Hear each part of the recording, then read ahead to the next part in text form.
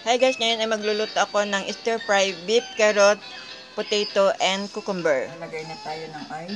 Maglalagay na tayo ng bawang. Sunod natin ang sibuyas. Lumabas na ang aroma ng bawang sibuyas, kaya ilagay natin ang carrot. Ang patatas.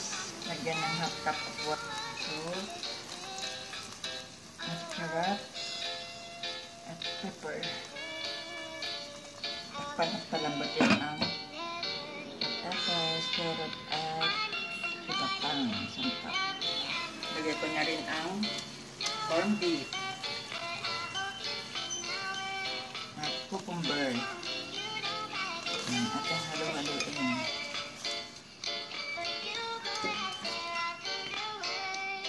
Yan guys, luto na ang aking stir fry beef with carrot, cucumber, and patatas. Ayan. Thank you for watching.